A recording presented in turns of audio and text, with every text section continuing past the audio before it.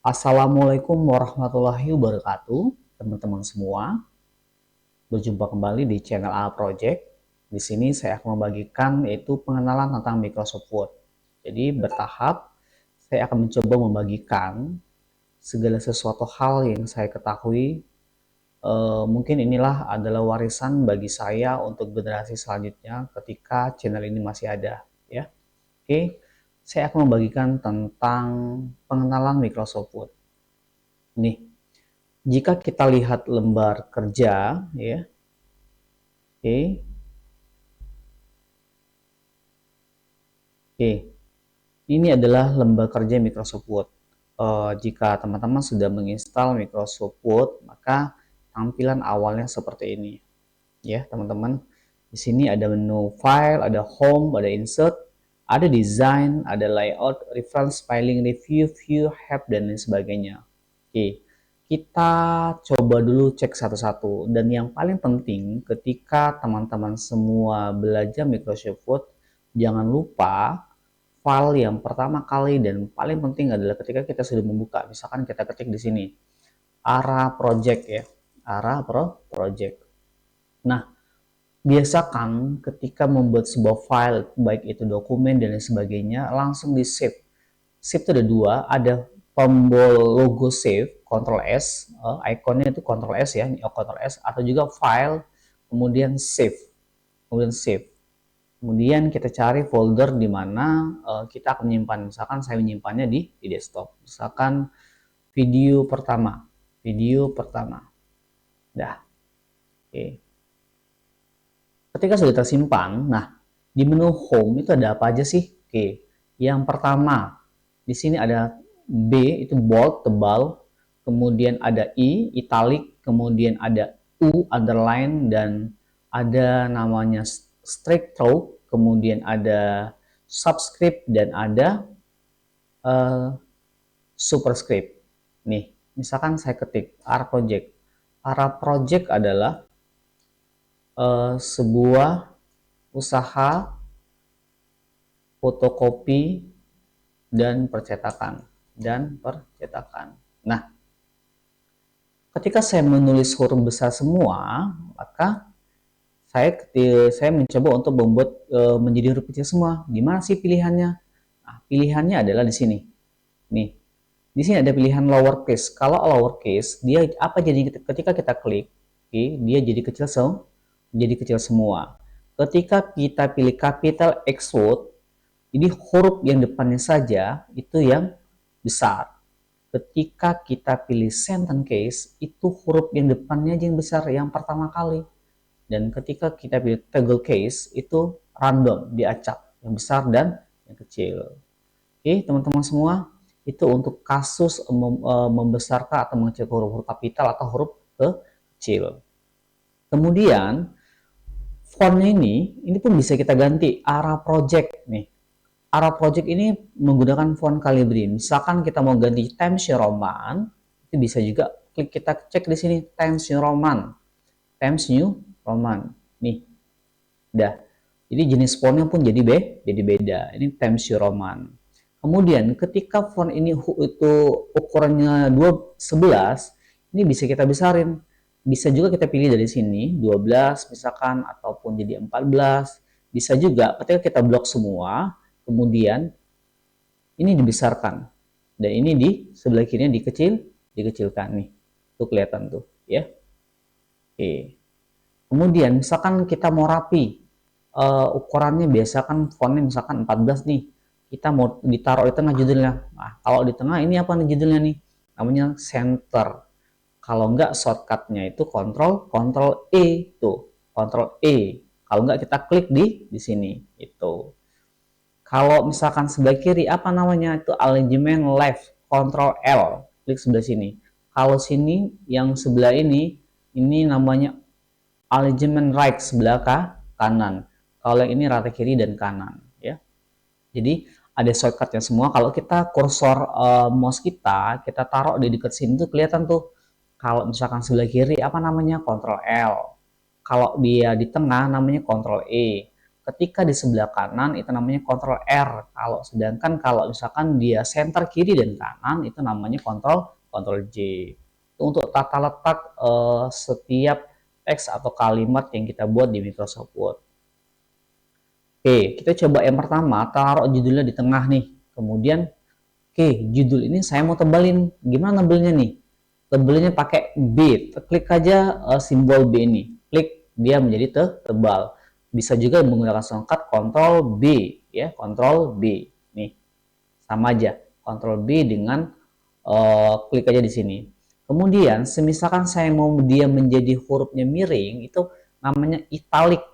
Bisa juga menggunakan Ctrl I, ya, shortcutnya Ctrl I, atau juga klik di simbol ini. Kemudian untuk underline, untuk garis bawah bisa menggunakan U, Ctrl U, atau klik aja di sini. Oke, itu untuk tombol untuk menu home. Kemudian misalkan arah project sebuah usaha fotokopi dan percetakan yang telah berdiri sejak tahun 2018 dan masih eksis hingga saat ini. Para project memiliki jumlah karyawan sebanyak 3 orang. Tuh. Di arah project, misalnya kita buat lagi di arah project, ada banyak hal yang bisa kita lakukan di sana. Ya. Mereka menerima jasa, misalkan jasa fotokopi, cetak foto, kemudian laminating, misalkan scan, cetak banner, cetak ID card, cetak nota, dan lain sebagainya. Ini sebagai contoh. Nah, ketika saya mengetik ini menggunakan huruf kapital, ternyata sudah terketik salah nih. Kemudian gimana cara biar kecil semua? Diblok semua, yang seperti tadi. Kemudian diapain? Diklik sekali, dipilih sentence case. Nah, seperti itu. Biar dia ratanya kiri kanan, maka pilih simbol justifies atau Ctrl J. Nah, dia lebih rapi seperti itu ya teman-teman semua. Oke, untuk menebalkan sudah, kemudian garis miring sudah, kemudian underline garis bawah sudah, kemudian ada lagi nih. Ini apa nih? Misalkan di strict stroke, kita blok semua, klik di sini. Udah, dia ada garis tengahnya ini ya. Gitu. Kemudian ini ada simbol subscribe dengan superscript. Gimana sih ceritanya kayak gitu? Misalkan gini, kita membuat misalkan di sini ya NH2O 2O ya 2O, dan ternyata duanya ini kan sama besarnya nih, dan kita mau membuat duanya ini di bawah. Gimana caranya? Blok dulu duanya, kemudian klik yang simbol bawah. Nah, NH2. Atau ada juga nih shortcutnya, kalau kita kursor ke simbolnya ini itu shortcutnya Ctrl Shift plus Min. Ctrl Shift plus Min. Kita blok duanya, tekan Ctrl, kemudian tekan Shift, tekan Min. Maka dia akan mengecil, atau kalau misalkan dia di atas, Ctrl Shift plus dia. Jadi letak simbolnya di sebelah atas seperti itu ya teman-teman semua. Jadi sangat simpel di Microsoft Word ini untuk membuat hurufnya kecil di bawah atau kecilnya di atas seperti itu. Oke. Kemudian apalagi? Kemudian misalkan untuk penomoran nih, untuk biar urutannya itu jelas ya, urutannya itu jelas. Gimana cara misalkan misalkan saya buat ya, apa saja sih yang bisa dilakukan di arah project misalkan PT2. Nah, Misalkan kita membuat misalkan satu titik spasi kursus komputer, misalkan kursus komputer. Kemudian kalau ketika kita enter, dia otomatis nih, misalkan laminating, enter lagi, misalkan fotokopi, apalagi misalkan jilid, misalkan, kemudian cetak nota, misalkan, cetak banner, sablon DTF, misalkan. Nah, ini bisa semua. Nah, ketika kita sudah membuat list seperti ini, kita kurang seru deh uratnya 1 sampai 7, kita mau ganti simbolnya, bisa juga nih kita ganti simbol seperti ini misalkan. Nah, bisa juga, atau juga misal kita ganti simbolnya menjadi abjad misalkan.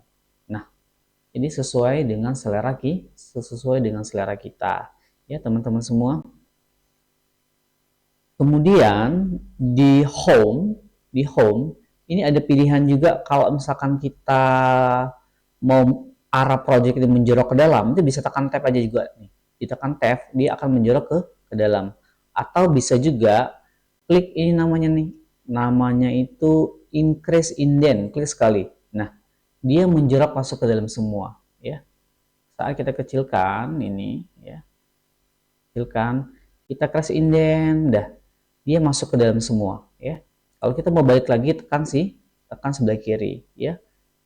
Ini namanya increase indent, yang sebelah sini namanya tuh decrease indent, ya.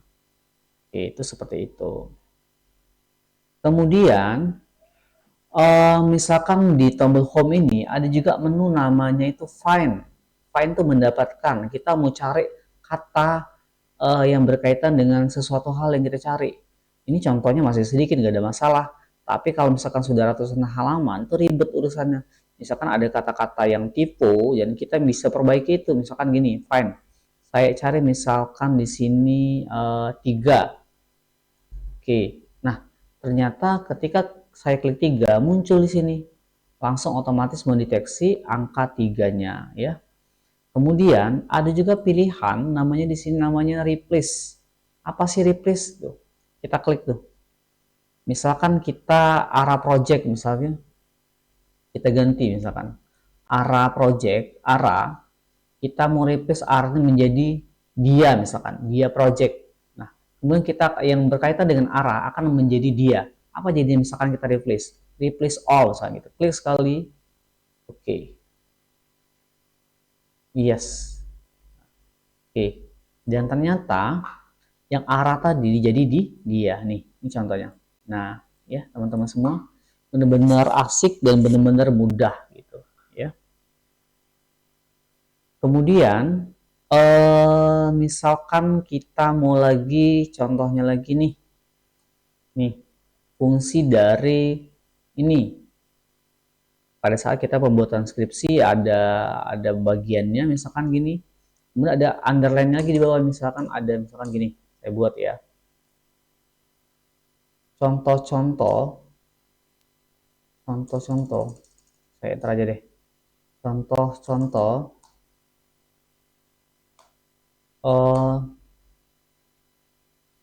percetakan yang ada di yang dihasilkan.